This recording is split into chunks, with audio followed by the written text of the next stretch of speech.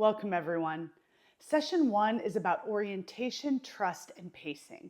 We're not rushing into anyone's story yet. Instead, we're helping participants understand where we're going over the next 8 weeks, what they can expect, and reminding them that they always have choice in how they participate. Before the session, make sure you have your materials ready: participant worksheets, the containers and liquids for the illustration, and the safe space audio file, which you'll send after the session as well as use during the session if you prefer. For this training, it's helpful to have your curriculum, facilitator packet, and participant packet available so you can follow along as we walk through today's session. Okay, let's jump in. For session 1, you'll begin by welcoming the group and briefly introducing yourself and your co-facilitator. Then, name why the group exists in simple relational language. The group is not about fixing anyone or forcing healing. It's about helping people make sense of what they've been through and offering tools and support so they can move forward with greater steadiness and hope. Next, you'll give participants a simple roadmap for the next 8 weeks. Let them know there are 4 main goals in From Rubble to Healing. First, participants will learn to better understand what they're feeling. Awareness comes before change. When people can notice emotions and body responses, they're better able to manage them. Second, participants will have opportunities, never pressure, to begin talking about difficult or painful experiences from their past. The pace is always gentle and sharing is always optional. Third, they'll continue learning practical tools they can use when new stress shows up in life, not just during group time. And finally, they'll spend time recognizing the strengths they already carry. Many participants have survived more than they realize, and this curriculum helps name and build on that resilience. After setting the tone, you'll move into group introductions. Invite each person to share their name and one thing they hope to gain from the group. This is a simple but meaningful step in building trust and connection. Next, you'll break into pairs. Before doing so, briefly remind them of the 3 listening questions they learned previously. What happened? How did you feel? And what was the hardest part? This reinforces continuity from the previous curriculum and signals that these skills still matter here.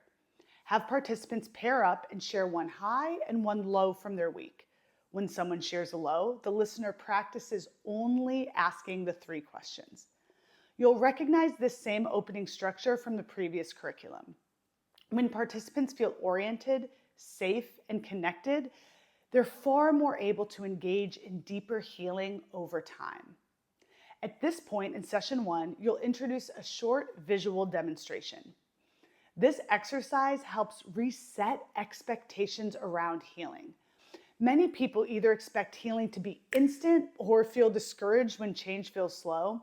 This demonstration gently reframes healing as a process without taking away hope. Rather than explaining healing with words alone, this activity offers a visual image participants can remember. Trauma is often confusing and overwhelming, and concrete metaphors help the nervous system grasp what the mind struggles to understand. Healing happens gradually through repetition, support, and practice. This demonstration also sets the tone for the entire 8-week journey. It communicates that the group is not about fixing oneself quickly, but about steady, lasting change. When you finish watching this training video, open the session 1 trauma liquid video to see an example of this exercise being conducted. After the demonstration, slow the group down and invite reflection. Remember that the reflection is just as important as the activity itself. Activities open the door, but processing helps meaning settle in. You can use sample questions such as, how are you affected by this demonstration? How does it feel to think about healing as a gradual process? What would it mean to see yourself as that cup slowly becoming clearer? You don't need to ask every question. Choose 1 or 2 that best fit your group. The goal isn't deep analysis, but personal connection. After this discussion, hand out the participant packets and lead the group through 8 rounds of deep breathing. This should feel familiar. We continue using deep breathing every week because it helps the body shift out of survival mode and into a calmer state. Trauma often keeps the nervous system on high alert, even when there's no immediate danger. Deep breathing gently signals safety and supports presence. You're welcome to lead the breathing yourself or play the deep breathing audio file. Both options serve the same purpose, helping the group settle and prepare for what comes next. Next, you'll transition into the story portion of the session. In From Rebel to Healing, we continue using story, but the engagement deepens. In From Rebel to Hope, stories help to stabilize participants and reconnect them to meaning. Here, stories become a place to slow down, step inside the narrative, and notice emotional responses in the moment. Each week, you'll read or play a story about God's presence with his people. Some stories will feel comforting, others unsettling, and some may bring mixed emotions. That range is intentional. Trauma often narrows emotional experience, and story gently widens it again. The first time, you'll listen to the story from beginning to end without stopping.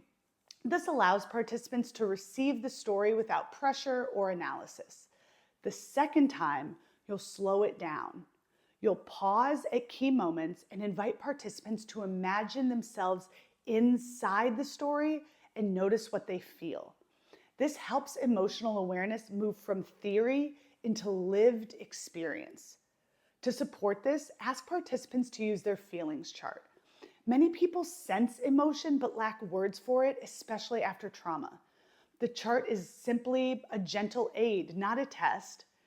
As you pause the story, invite participants to quietly choose a feeling word that fits what they notice. After a couple of minutes, you'll invite one or two people to share what they felt while imagining themselves as a character in the story. Sharing is always optional. The goal of this exercise is to begin recognizing emotions and practicing how to name and express them in a safe space. Using someone else's story reduces pressure because participants are not being asked to revisit their own histories or push into raw or painful memories before they're ready. Instead, they are learning to notice emotions through the experience of another person. This approach helps build emotional awareness gently. It allows participants to practice identifying and talking about feelings without the intensity that often comes from starting with their own trauma. Over time, this prepares them to recognize similar emotions in their own lives with more steadiness and choice. The audio recordings for From Rebel to Healing are designed with built-in pauses, often marked by a soft ding. This signals you to pause the audio, invite reflection or naming of emotions, and allow space for brief sharing before continuing. It's strongly encouraged that you listen to the story audio before each session so you feel comfortable with the pacing and pauses. After the story, you'll move into the safe space exercise. The story this week invites participants to imagine God's creation as a place of peace and care. The safe space exercise helps them take that sense of peace and make it personal. Many people who've experienced trauma don't feel calm in their bodies even when they know they're safe. A safe space offers a way to help the body settle, not just the mind. This exercise is not about escaping reality or avoiding hard things. It's about giving participants a tool they can carry with them, an internal place of calm they can return to when needed. If you're leading in your second language, you're welcome to play the safe space audio instead of reading the script. Guide participants to imagine a place where they feel safe and at ease. This may be a real place or an imagined one.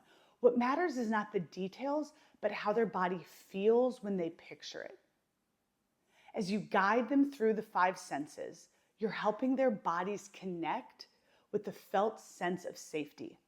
Trauma often disrupts this connection, and this exercise gently restores it. When participants choose one word that captures the feeling of their safe space, that word becomes an anchor. Over time, returning to that word, an image, can help the body settle more quickly during stress. The core message of this exercise is that calm is something they can practice. This safe space becomes a resource they'll continue using in the coming weeks. Encourage participants to practice during the week and let them know you'll send the safe space audio after the session. For homework, introduce the event log. This is where participants list a few difficult life events and assign an intensity rating. This is a gentle first step, not a deep dive. Participants are not asked to share details or relive experiences, only to name events using 1 or 2 words. The purpose is to bring some order and choice. When experiences remain unnamed, everything can feel overwhelming. The intensity rating helps participants notice what feels manageable to work with next. Next, invite them to return to the green light activities. These familiar practices help stabilize the nervous system as deeper work begins. Consistency matters more than doing everything perfectly. Let participants know you'll send the audio files for deep breathing and progressive muscle relaxation if needed, and that everyone will receive the safe space file. Remind them these are supports, not assignments. Most healing happens outside of group time through small, steady practices woven into daily life. To close, invite any questions about the homework, confirm the next meeting time and location, and close with a brief prayer. Thank God for creating a good world and for his promise of restoration and safety. Remind participants you'll send the audio files so they're supported between sessions. That concludes session 1. Thank you for saying yes to this work. May you lead with humility, steadiness, and deep care. See you next week for session 2.